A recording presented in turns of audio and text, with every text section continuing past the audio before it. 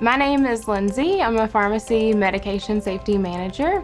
And as a pharmacist, it's really important to me to educate patients not only on medications that they should be taking, but also resources that are out there for them. And tobacco use is the leading cause of preventable death in the United States. And so knowing that, there's so many things that we can do in the healthcare field to help patients with successful quitting. Smoking, we have a lot of data that shows it's a known risk factor for several things, such as heart disease, stroke, COPD, several respiratory illnesses, pregnancy complications, and so there's several different things that smoking can lead to in long-term use. Tobacco use disorder is a chronic disease, so I think it's important for people to know that. That means it's something that lasts at least a year or longer, and so it's not going to be easy to quit, on one day of treatment, but it's something that you can work with your healthcare provider to make sure we get you on the right path and we're able to help you successfully quit for long term. From a pharmacist, it's helpful for me to understand the background of nicotine use and what it does in our body to kind of understand why it's really harmful and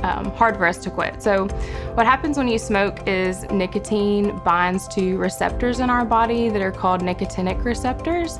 And what that does, those receptors are all over the body, but they're in the brain and different tissues all over. And so once your body has nicotine that binds there, it increases dopamine, which is a hormone that a lot of people know is a reward system hormone. And so when your body gets an increase in dopamine, it likes that and it wants more of that. And so the longer that you're exposing to nicotine and increase in dopamine, it's just gonna be harder for your body to withdraw from that. And so it takes a little bit longer time to get your body adjusted to that. Healthcare providers are really your advocate, and it's so important for patients to have healthcare providers on their team because, as we mentioned, this is gonna take some time. It's not something that you can quit in a day. And so our role as a healthcare provider is to do multiple things. We want to ask a patient about their tobacco use and see if they're using tobacco on a regular basis. If they are, we want to talk about why it's important to stop and assess if a patient is ready. And once a patient's ready, it's our job to assist in figuring out the best treatment for them and then following up through the whole process, all the way through the duration. Our role is to be there to help and to support. And when there are issues and things that come up, we're there to just be the advocate and to help guide you through the whole process. Medications are vital for smoking cessation. They're really the backbone of therapy, and most patients should be on medications. There's a few exceptions and contraindications for why people should not be on those, but that's something you would want to talk with your healthcare provider about. Talk to your pharmacist if you're in the pharmacy, looking at some of the over-the-counter options, just to make sure that you're eligible to take those. I like to go back to what smoking does in our body, and so when we think about nicotine is kind of binding on receptors and making us have an increase in dopamine, which our body likes, we want to help mitigate that. So when you stop smoking, you're gonna have no nicotine at all. So there's a few different types of medications that are gonna assist. The main one is nicotine replacement therapy. That can come in the form of lozenges, patches, and gum.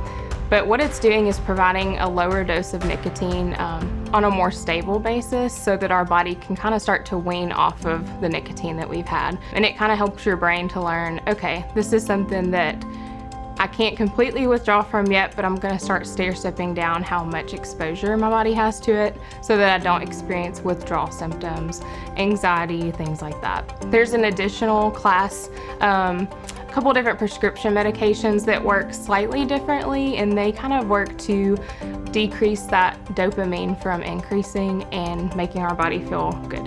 And so those are a couple prescription options that you would want to talk through with your doctor. The nicotine patch is the one that really has the highest adherence rate because it's easier for patients. It's a daily patch, and so you can put it on in the morning. You don't have to think about it throughout your day, and you can change it the next day. So it's a little bit easier for patients than having to remember something multiple times a day or having to repeat dosing every couple of hours. There are a few prescription medications. One of the nicotine replacement therapies is a nasal spray that requires a prescription.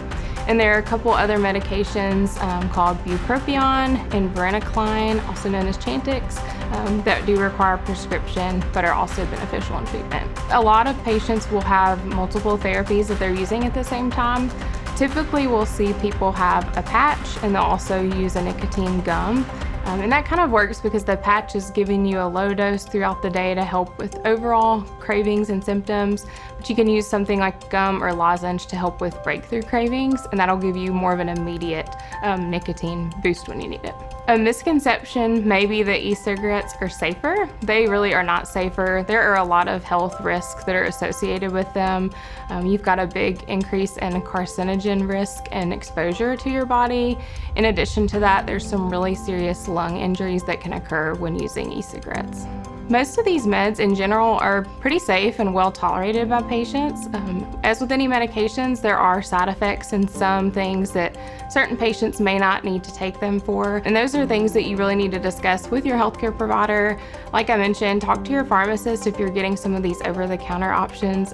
You really want to just have that conversation before you purchase that and take it home, just to make sure there's nothing that's going to interact. I would just encourage you, like we've mentioned, this is a chronic disease. I know that this is not something you can tackle in a day.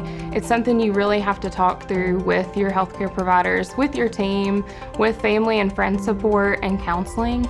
And so just don't get discouraged. If you stay on the path and you are adherent with your treatment regimen, it does take some time, but it's really important and it's beneficial if you can quit. Quitting smoking is very important for multiple reasons. We want to prevent any long-term damage, any long-term chronic diseases that smoking is a risk factor for. And it's important for people to know that there are so many resources out there. There's so many different options that are really friendly for patients. And so it's one of the most common things that we see, but it's so preventable and it's something that we can really manage and tackle and help patients have success in.